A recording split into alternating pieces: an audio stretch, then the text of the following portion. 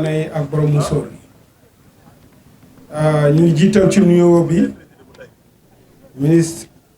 Ali Saleh Diop ci taxawaayam bu rafet ci secteur bi ñu ko ciy gërëm ndax moom bi mu jëlee département bi li mu njëkk a def dafa ubbi buntam pour partenaires yi nga xam ne ñoo engagé wu fii ci Sénégal pour développement élevage ñëpp la gis te moom am na kàddu bu ma njëkk a jàpp ci moom moo doon wax il faut qu'on soit inclusif maanaam nañu yaatal nañu ubbi suñu dënn nañu boole ñëpp koo xam ne kii war nga bokk war nañu wax ak yow nañu wax ak yow donc loolu muy suñu ndaje bu njëkk mu joxe orientation boobu may fàttali nag ne ndaje bii dafa bokk ci liggéeyu ministère de l'élevage et des productions animales bu Sénégal ndaxte ñoom la ñu dénk ñoo am pouvoir régalien bi nga xam ni pour développer cheptel du Sénégal mais ñu am benn pàcc boo xam ni dañ ko tuddee PRONAM le programme national d'autosuffisance en mouton donc léegi ndaje bi ñoom seen beneen ministre bu nga xam ne bii moo fi newoon moo mus a ñëw seetaan visiter suñu benn projet fële USAID mu am xalaat ne ñun de lii ñu gis waa AIFR di ko liggéey ak ñeneen ak ñeneen buñ ko yaataloon ci maire yi dina am solo lool pour suñu réew donc initiative bi mi ngi tukkee ci xalaatu ministère de l'élevage et des productions animales ñu ngi sant maire yi bi nga xamee ne am nañu intelligence su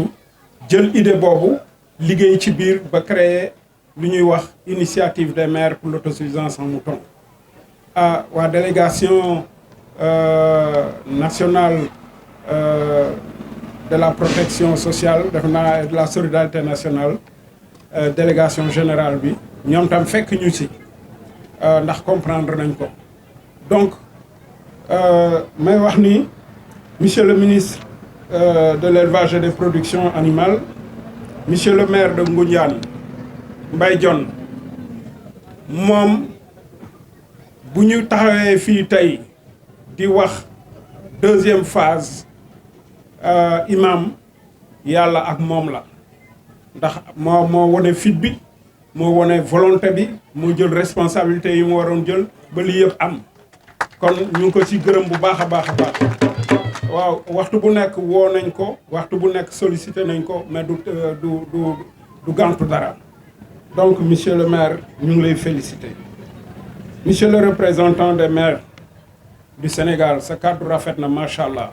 ñu ngi lay gërëm bu baax di la féliciter madame la représentante de la déléguée générale à la protection sociale et à la solidarité nationale madame Diakhaté docteur Diakhaté yow moom depuis ñu commencé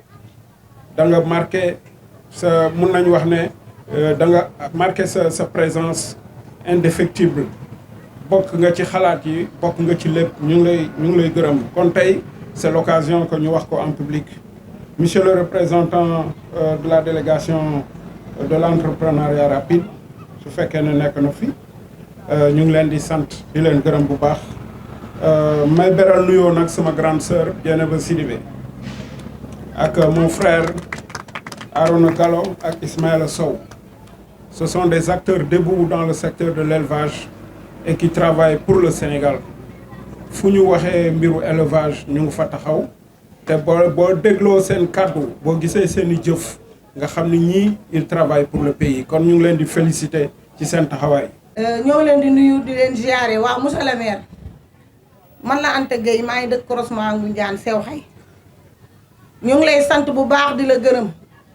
ci li nga xamante ni bii lii moo ñu fa dajale tey ci deuxième phase bi première phase bi nag gaa ci laa bokk dañ lay remercier rek di la santaat bu baax di la wax ni la fi nga teg sa tànk fi la bu ko mus di teggi ndax ñun li tax ñu sawar ci yëguñu tenuñu comme ni nga wax sànq bi nga yéeg danga ni woon yàlla xam na ne xamoo ñu ñu jox yàlla xam na ko xamoo ñu ñu jox man bi may jël yëguma tinuma grâce sama présidente Njaate Gueye maa ngi koy sant bu baax di ko gërëm waaw képp ku yewoo sew xay rek sant naa la ndax bénéficiaire yi ci la ñu bokk te man maay paye bu ma juumul muy 2018 mën naa ni xar yi ci boppam lépp lu mu mën a doon ñu yor ko tey fii ci Ngoundiane ni mu suqalikoo ba tey juróomi téeméeri xar ñëw tey fekk ñu fii dinañu amaat leneen loo xam ne dinañu am lu ëpp loolu ci kaw dañ koy saytu teg ko ci yoon man koo yor jur soo ko yoree ki nga koy jox da koy bëgg man jigéen laa may damay sàmm damay bay li may wax xam nañ ko ndax daf maa ñor ndax li la ñor danga koy téye bu baax te xar yi monsieur le maire dañ laa sant de te sant bi commencé naa ko mais xaw ma fu ma ko yemalee ndax sama xol dafa sedd ci yow depuis bi ma ko yoree ba nëga ni jënduma tabaski depuis 2018 ba nëga ni bénéficié naa ci fukki xar ak benn soo ñëwee sama kër léegi man damaa yiwi xaru jigéen jox la ak yu góor waaw sama borom kër jëndatul am tabaski su yiwi jotee mu dem ci gerte ga tànn bu ko jox mun ko jëlal addiya la kon ñoo yaa liggéey loolu yaa ko liggéey kon nag li nga liggéey ñu ànd ci yow dañuy ànd ak yow ci liggéey bi liggéey bu sell ndax danga koo teg ci yoon bu la neexoon nga tànn ñi nga xamante ni moo la neex nga jox leen ko waaye defoo ko dangaa woo askanu Ngoundiane gépp 15 villages 7 amoo yi képp koo xamante ne bi war nga cee am nga am ci heure bi démb ñoo ngi maire di ko réunion fekke woo yëgoo tinoo kon nag lépp lu mën a doon képp kuñ ko jox ci deuxième phase bi yaa xam góor yaa xam jigéen ni ma ko toppatoo ba am ci juróom-ñaari koo yi ak ñeenti xari jigéen bénéfice ko ak seen ndey def leen lu mel noonu doon jigéen du tee nga yaafus jigéen ñi dañuy takk seen digg di liggéey dañuy wari fajar la ñuy yeewu nekk ci àll bi kon nag lépp lu mën a doon nañ ko jàpp monsieur le maire jaaraama jërëjëf. de nuyu aussi le directeur national de Hayfer de nuyu suñu jigéen ji nga xam ne moo représenté délégation générale de nuyu monsieur le maire de la commune de Ndiayène Sirakh Fallou Fall. Monsieur le ministre dañu lay remercier de la sant de la féliciter parce que boo gisee suñu ñëw bi tardé tuuti mooy yaa accueillir burki dem ba ay gan yu jóge Union africaine yàlla def ñu dugg Sénégal te ñu war a wax ci wàllu wér-gu-yaramu doomu aadama mais aussi ci wàllu wér-gu-yaramu jur ñooñu tey ñu dugg si ci région Thiès pour def ay visite gouverneur de la région accueillir leen ak ay préfet yi nekk ci région bi ma wax la dañu lay remercier di la féliciter ndax sa doxalin parce que lii ñu fiy wax tey ba ñu koy nas madame Aminata Mbengue Ndiaye moo ko nas ci suñu kanam te ba yàlla defee nga ñëwee it boo ko fekkoon ci fukk yóbbu nga ko ci ñaar fukk loolu nag moom mooy diriger benn département ministériel parce que nit nag aussi dangay am gis-gis am xam-xam mais aussi tamit nga am sa stratégie bopp loolu moo tax aussi tamit ñuy féliciter ce chef service régional madame Seynabou Diack Sy parce que gan yi ñëw burki dem dañoo partagé ak ñoom ñu def foofu loo ko def fi loxo waaye wax rek le ñii nga xam ne tey yéy nañ koy liggéeyandoo ak Arona Galoba xam na ko mun na ko domaine am la te assurance lañu leen ci jox it doo leen ci mos a am benn fakastalu ndax garanti naa ne wuutu ci lu mu am nun éleveurs yi nag dañoo am benn yaay bu ñuy gérer mooy Dieynaba Sidibé mooy yaayu les organisations éleveurs ñu koy féliciter di ko ñaanal parce que dafa ñuy conseiller di ñu xelal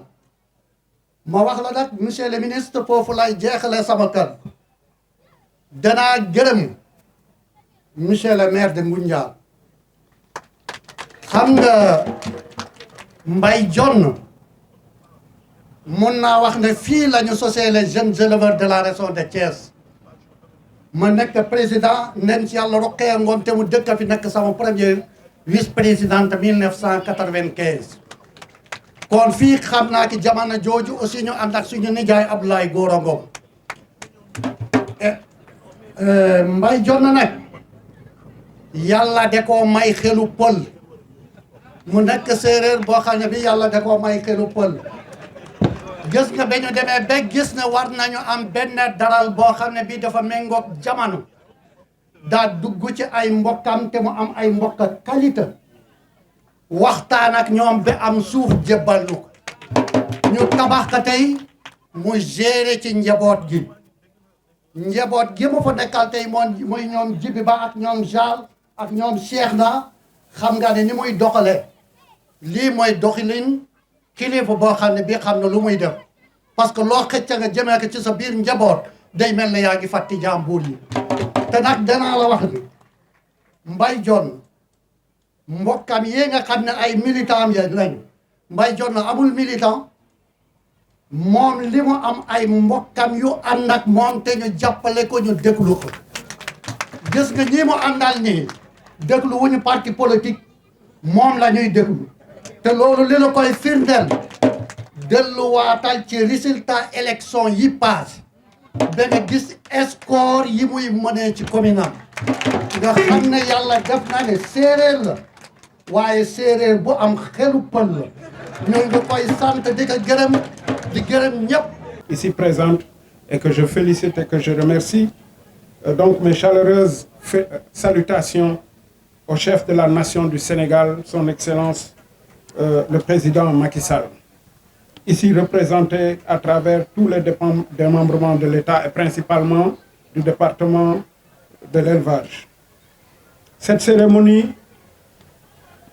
marque le lancement de la deuxième phase du projet Initiative des maires pour l'autosuffisance en mouton et il est le reflet du succès de la première phase. Donc depuis le début de la mise en œuvre de ces programmes au Sénégal, AIFER s'est engagé dans le développement des espèces à cycle court et principalement du cheptel ovin. Il vient donc consolider ces efforts soutenus qui avaient fourni jusque-là de nombreux résultats. Et comme dans sa première phase, le projet IMAM va sans doute créer des conditions encore plus favorables pour une meilleure valorisation de la filière ovine et de sa chaîne de valeur. Plus concrètement, IMAM 2, qui est un levier pour 250 communes visées, dont 150 sont déjà acteurs, de toucher au final